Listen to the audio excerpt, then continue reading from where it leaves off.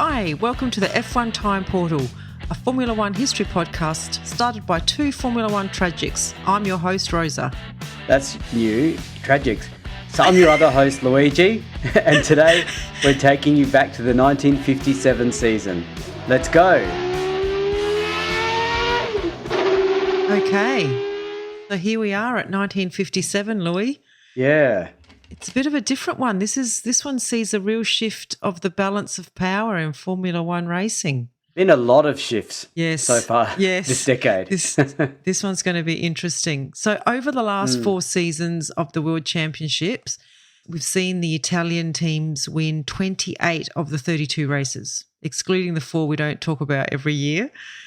And then Mercedes began its short-lived streak in 1954. So that's a pretty overwhelming percentage of wins by the Italian team. Yeah, and there's been a few British teams and a few French teams in that mix. Yeah, well, the British teams, there was heaps of them, wasn't there? There was ERA, Alta, HWM, and later we've been talking about BRM and Vanwall and Cooper.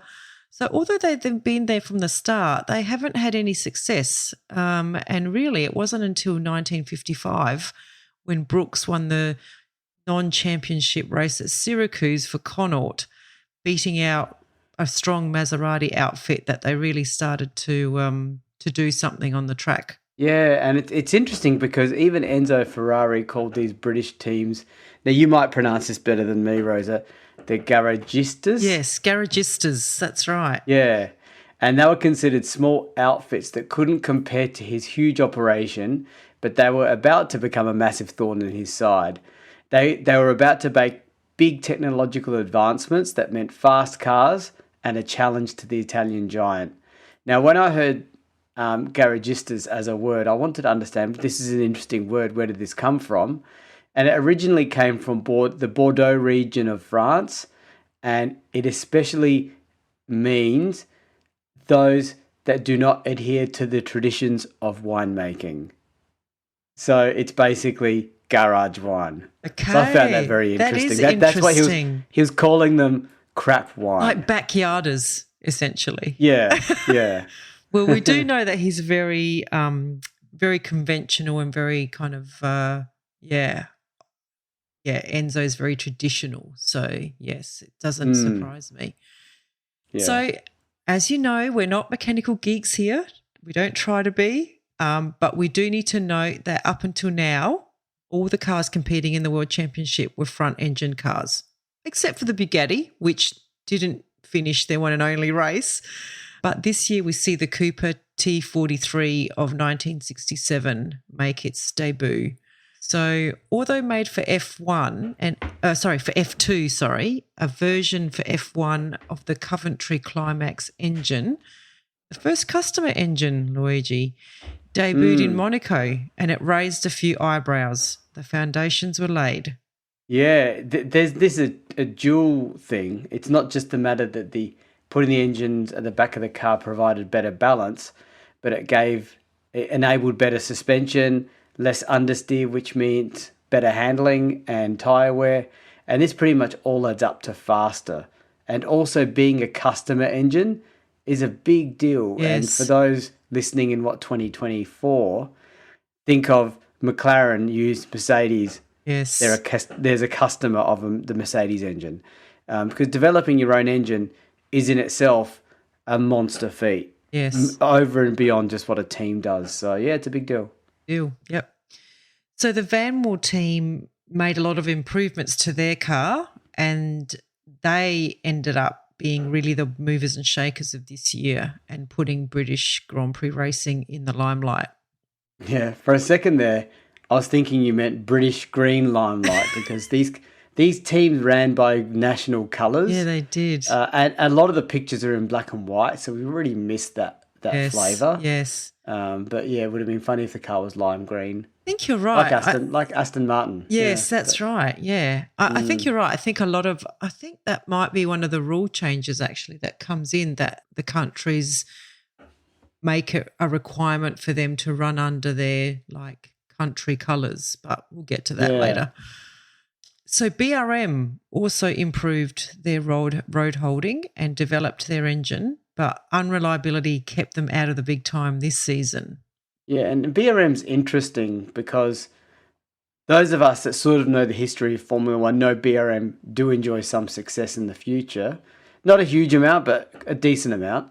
And this is a pretty impressive little outfit because there is no BRM production car to back them up. Like Ferrari have their sports cars and Alfa Romeo and Mercedes have their big production facilities. But BRM didn't have any of that, yet they were making their own engines. So big commitment by them. Yeah, so a true garagista. Yes, a garagista engine. Yeah. Yes, garagista engine. Connor also made improvements to their engines and a new body shape that was nicknamed toothpaste tube. Interesting. Yes. And that becomes, I mean, let's face it, the cars in the 60s isn't giving much away. They all look like toothpaste tubes. So they were forward thinking. Yes. But Connaught did have plans early in the year to build a rear engine car, but lack of resources meant that they had to abandon the project, and by mid-season they were forced to withdraw from the sport altogether. So that's a real pity. It's a pity. Like in this era, there was no sponsorship. I mean, we can see that the cars didn't have any other things on them from, other organisations, and we can't see it referred to in our documents. In fact, I've only just seen driver payments referred to in our documents. So how did these teams fund all this activity? They must have had rich benefactors. Yeah, I know, because they don't have the production cars to fund them. That's right. It was like a rich person sport for some of these teams. Yes, I think that is in the DNA of Formula One, isn't it? Yeah. And I think I've made this joke before. Have I made the joke before about how to make a small fortune in Formula One? No, I don't think we've done it. I mean, I've heard you say it, but I don't know that it's been on the podcast. No. So the best way to make a small fortune in Formula One is to start with a big fortune. Okay. Yes. Yeah. Although I think the team owners of today, i.e. Haas of 2024, if he sold, he'd make a bit of money. So the timing is right for him to sell because, Anyway. So the Gordini team, our little French outfit, they also withdrew this season for the same reason. They had no money. And so really the only other country to be represented this season was Italy.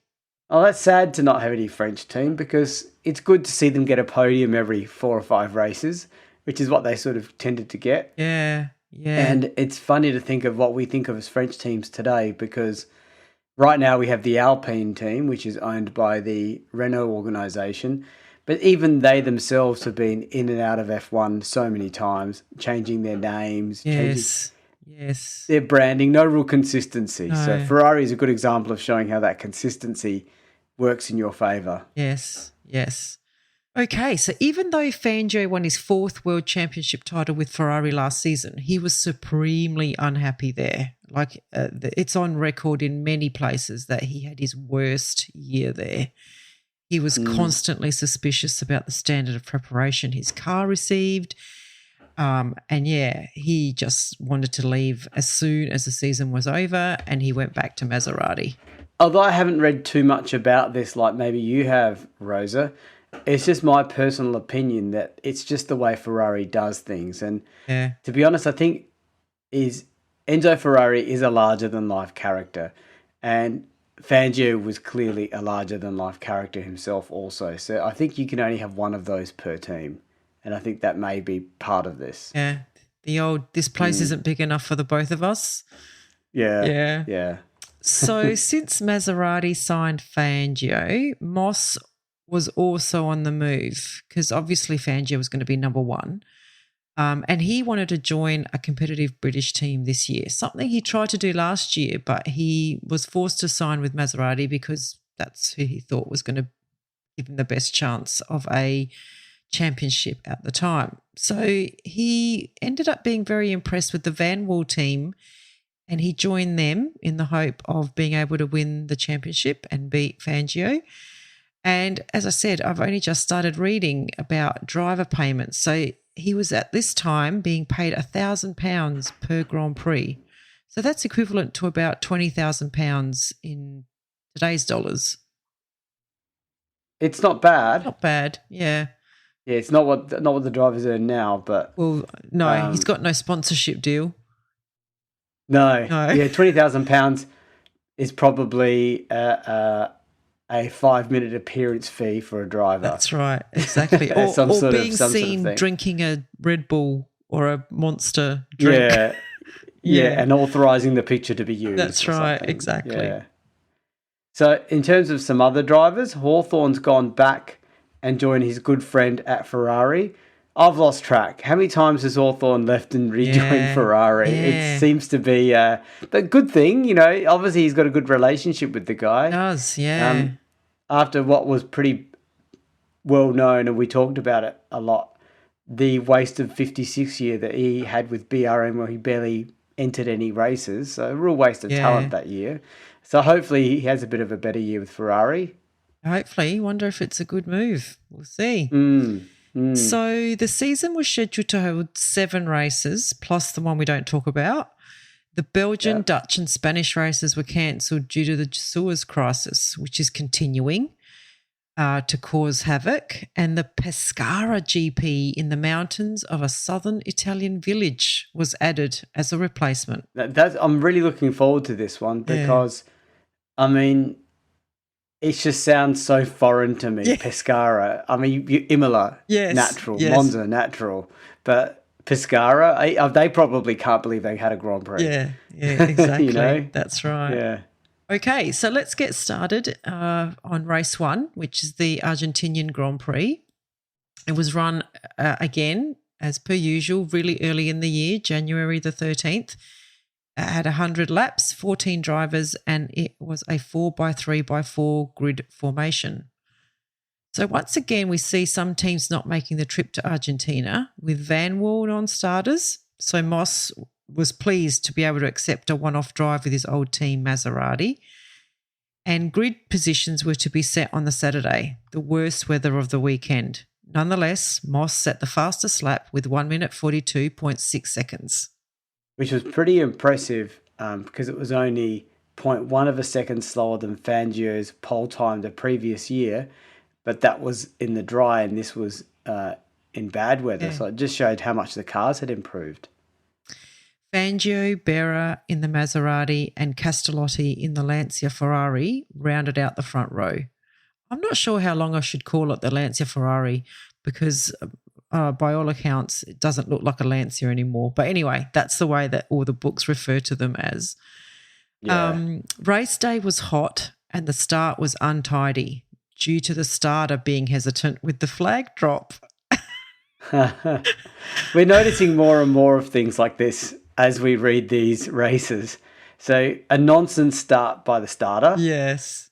And it makes me think that we should maybe have a special episode of like nonsense starts, like whether it be the driver starting stuff-ups or the starters stuffing up. So, you know, considering how ominous the 50s can be in terms of survival rates, this will be one bright light of humour you can, you know, consider. So we might pin that for a future episode. Give that some thought. Yeah. So Berra leapt into the lead, followed by Fangio and Castellotti, but Moss was caught off guard, made a jerky start and bent the throttle rod. He had to go into the pits for repair and he didn't rejoin the race until lap 9. By lap... he must have done a real job on that throttle rod. He bent it hard. Yes, crunched the gears. I don't know. Yeah. By lap 10, Berra was leading from Castellotti and Fangio, but Collins in the Lancia Ferrari was coming through fast, having started 5th. On lap 13, Collins overtook Berra for the lead and Fangio passed Castellotti and the three pulled away from the rest of the field. On lap 26, Collins had to pit with clutch trouble, dropping him to 9th, and after a further lap, he was forced to retire. Yeah, you know, in this era, it might not mean he's out of the race, just that the car is. Yes. And we've seen many cars come back in with different drivers, even when you think they're retired with a problem. Yeah, out doesn't mean out in this era. Yeah. And can I just give... I'm not giving too much away, but whenever you see a car being shared by drivers in 57, really embrace and enjoy that because it's coming to an end. Yeah. Well, we know it has to come to an end. We don't have it today, so yeah. But it's like really embrace it this year. Is what I'm saying. Enjoy the chaos. No spoilers. Yeah. Enjoy the shared cars. Yeah. So Bera's in the lead again after that retirement, but was overtaken quickly by Fangio, and we're now 10 seconds ahead of the 3 Lancia Ferraris of Hawthorn, Musso and Castellotti. Luigi Musso. Yes, Luigi Musso, yes. Yeah. By lap 25, though, both Hawthorn and Musso, like Collins, had to retire with clutch trouble. Collins, however, was now in Perdissa's car and was slowly working his way up the field, now running 6th. The Perdissa's still around. We're still talking about him, so... For a driver that didn't have many races, here you go, Perdissa. Yep. And a shared car. And a shared car. And you're right, Collins wasn't out. So yeah.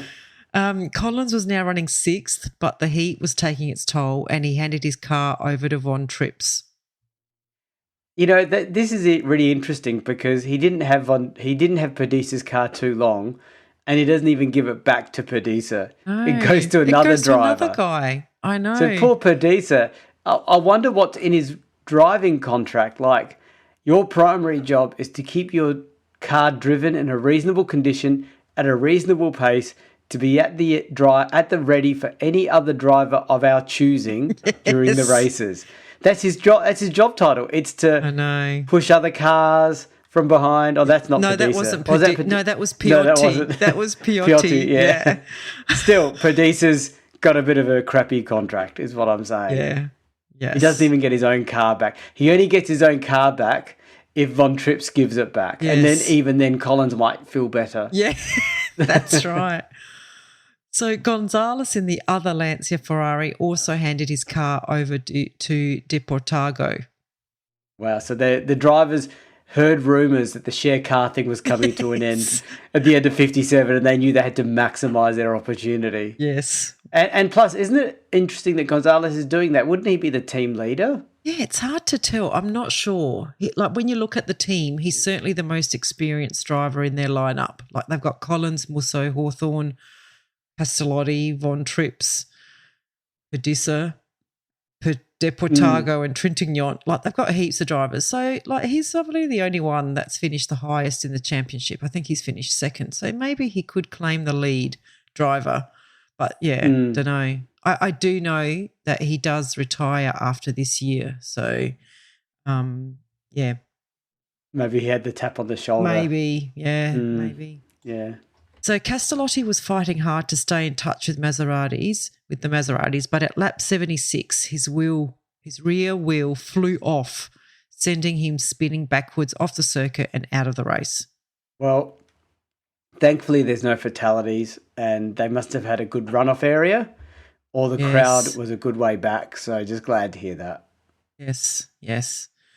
So this left the Maseratis to take the first 4 places with Fangio, Bera, Menditegui.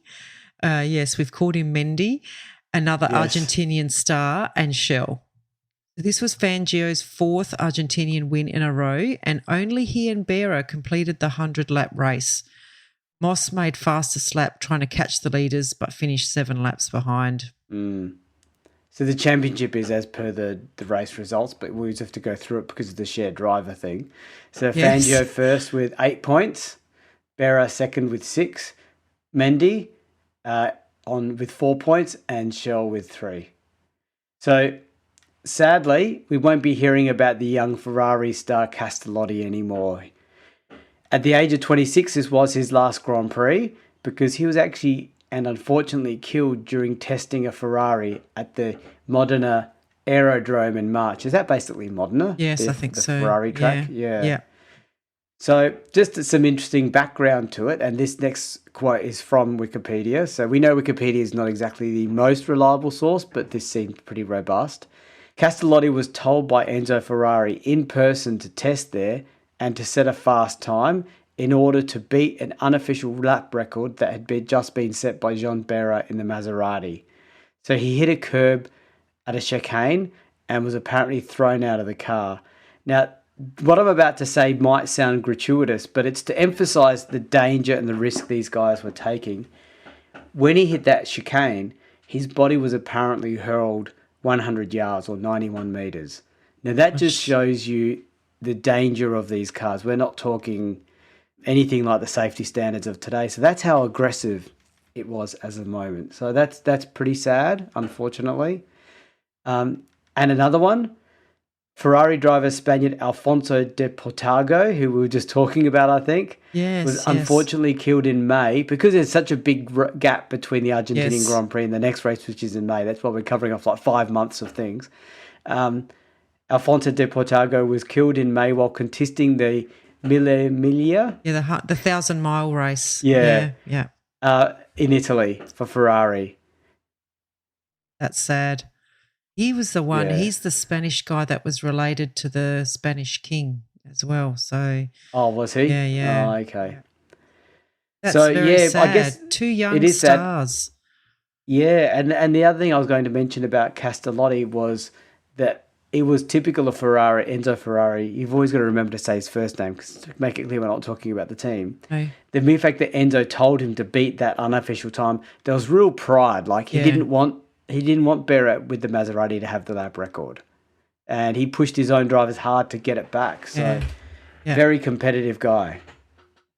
Yes. Okay, on to race 2, which is Monaco. It's the 19th of May. It's 105 laps, 16 drivers, and a 3x2x3 grid formation.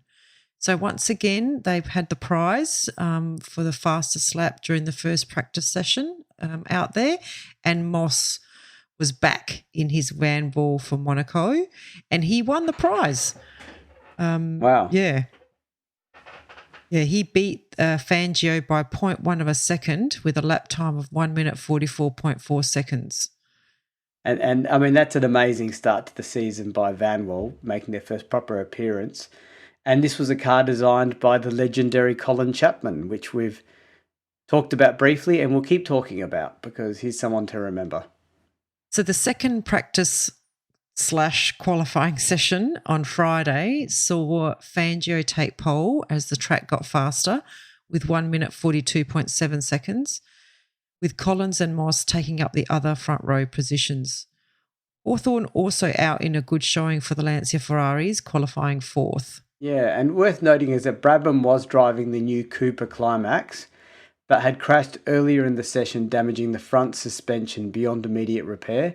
But he did reappear later in the afternoon in his teammate's Leston's car, having had the engine transferred from the damaged car, allowing him to qualify for the race and avoid being cut. So that was a big effort by Brabham to do this. Yeah, absolutely. So the race started in sunny conditions with Fangio and Moss both getting to the gasworks hairpin together. Moss got a tighter exit and took the lead with Collins in 3rd. On lap 2, Collins overtook Fangio and was right behind the leading Moss at Casino. Coming out of the tunnel at lap 4, Moss approached the chicane too fast and went straight on into the barriers, bursting sandbags and sending wooden poles flying everywhere. Now, apparently this is the same place Ascari went into the harbour, so people still remember and talk about that. And they did change the track last year in 56 to slow that corner down. But while it looks like they had more safety in place this time, the wooden poles doesn't sound great. No, I can. Are they safety wooden poles? It just sounds and looks like a Three Stooges movie now, with cars trying to drive over poles. Collins, being so close behind Moss, had nowhere to go and also ended up in the barricades on the edge of the harbour. Fangio was next on the scene and in his very calm and awesome Fangio way was able to avoid the mayhem and get through unscathed. I mean, he was a pretty special driver. Again, he's reading the situation. It's not just the driving, it's what's happening around him. So good on him. Yeah. That's why he's called the Maestro, I guess. The Maestro, yes. Very cool under pressure. Brooks arrived in the other Vanwall, saw the debris on the track and slowed down, only to be rammed from behind by Hawthorn. So Hawthorne's no Fangio, just saying. He just got there. Hawthorne just like doesn't look at anything but what's in front of him directly only and go fast. Yeah. Hawthorne's Lancia Ferrari took the brunt of the collision and ended up half on top of Collins's car with the front wheel and brake drum torn off and flung into the harbour. Wow, that just shows how much energy was, thrown around by this incident. So what a pile up. And luckily there were no injuries or deaths out of this. Yes. Of the 4 damaged cars, only Brooks could resume the race in no less than 5 seconds behind Fangio. Von Trips in 3rd, Mendy in 4th and Schell in 5th. On lap 15, Mendy stopped to change a tyre after clouding a curb, letting Schell into 4th place ahead of Brabham, Trintignant back for Lancia Ferrari in this race, replacing our friend Castellotti, and Flockhart in the BRM.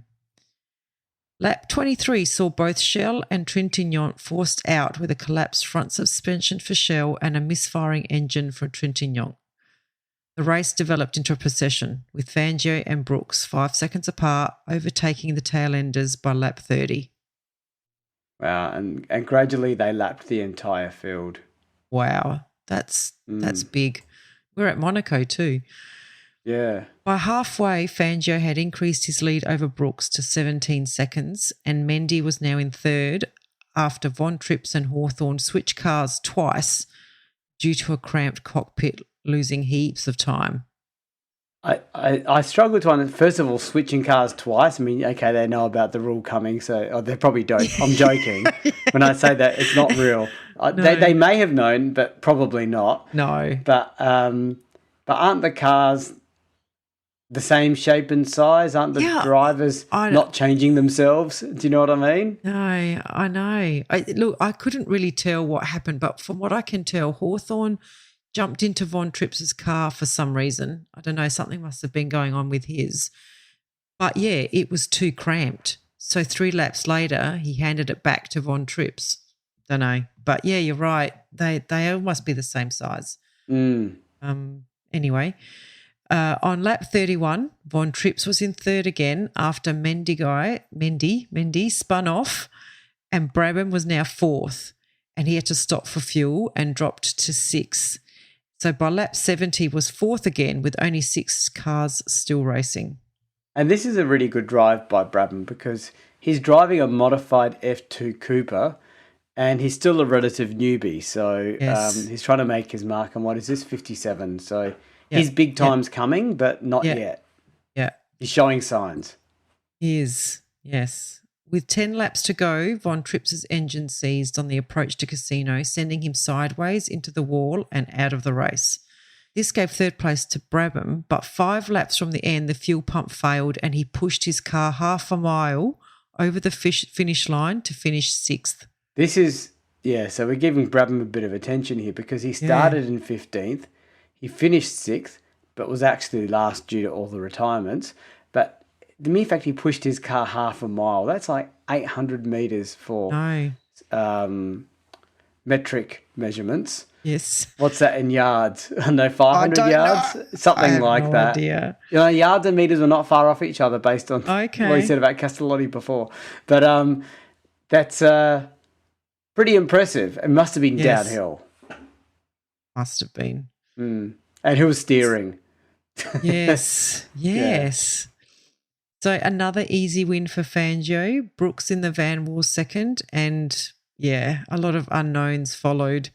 We're a highlights podcast. I'm not going to do a total history retell. Yeah. So this is the first podium for a British team with that van wall. Interesting. Yeah. So the drivers' championships are Fangio leading with 17. In the Maserati, Berra 2nd in the Maserati on 6, Brooks 3rd with 6, and Mendy 4th with 4 points. So Fangio's got quite a lead. So we're on to race 3 now at the French Grand Prix.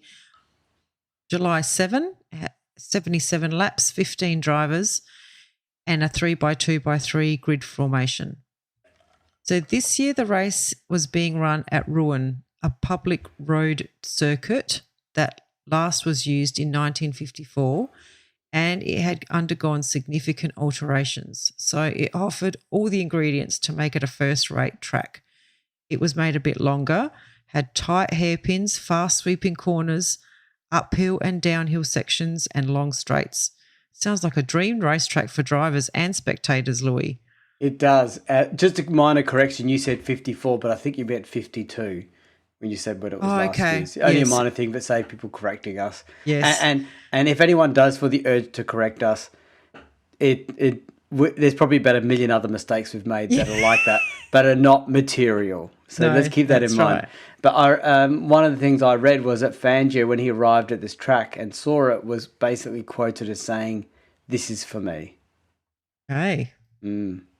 Moss is missing this race with a sinus infection, and Brooks is recovering from an accident at Le Mans, which I think happened the week before this race or a couple of weeks before this race. Yeah, because in those days the drivers did not just F1, they did sports cars, F2, partly for money, but partly because they enjoyed it.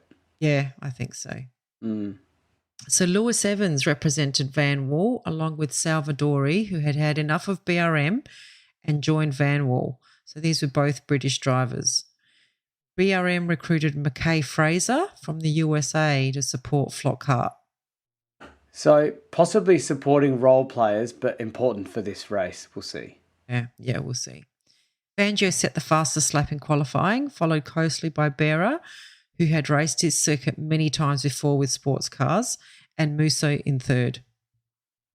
At race start, Berra shot into the lead, but Musso soon sneaked in front and by the end of the first lap had a short lead over Berra, with Fangio in third and Collins in fourth, Shell in fifth, and incredibly, our supporting role driver, Mackay Fraser, in the BRM in sixth. Not a bad effort for a guy that we may never mention again. On lap 2, Fangio overtook Berra and started closing up on Musso and overtook him on lap 4. Flockhart then spun off after hitting a patch of oil at nearly 200 kilometres per hour, but escaped with minor injuries, although his BRM was severely damaged. 2 laps later, on lap 5, the rear axle on Gould's Maserati failed and Brabham, being close behind, went into the straw bales after taking evasive action. Well, first of all, so much action happening at the beginning of this race, which is pretty exciting. But a smart move by Brabham using the hay safety bales. I'm sure they were not special plastic wrap versions or with special branding on them. Safety. Yeah, they were probably just hay, not. Rectangular hay is what I'm visualising. Right. Me too, yeah. So Fangio, meanwhile, was consolidating his lead and Collins caught and passed Berra, gradually closed the gap on his teammate Musso and overtook him to take second place on lap 14. On lap 23, Trintignant retired with a misfiring engine after several stops, and on lap 25, Mackay Fraser was retired with transmission trouble. Unfortunately, this would be Mackay Fraser's one and only F1 race. He was killed a week later in an F2 race at Reims. Well, that makes me feel bad to make a little bit of a joke about him earlier, so my apologies for that because I forgot this was coming. But that is sad. He was only 35, so sad to hear about Mackay Fraser's. At least he made a point in doing well in his one and only race. Yeah. Mendy, Salvadori and Lewis Evans all retire in the next 6 laps, leaving only 7 cars with 300 kilometres to go. Yeah, talk about a harsh track, but a track that the drivers obviously like Fangio loved. But it just shows that it really took it out of the cars. By now, Collins had been forced to ease back with gearbox trouble, allowing Musso back into second place. Luigi Musso in second place. Sorry, let's just call him Luigi. Yeah, just call him Luigi. Let's call him Luigi. Yeah. Berra was 4th, but suffering from a split exhaust. Hawthorne 5th and Shell 6th with an overheating engine, and Brabham 7th in his teammate McDowell's Cooper. There's a lot going on in this race, isn't there? The cars are really struggling. The only other excitement was Hawthorne taking 4th and Luigi getting fastest lap trying to catch Fangio. He got within 16 seconds, but then spun on a hairpin, extending the deficit to Fangio.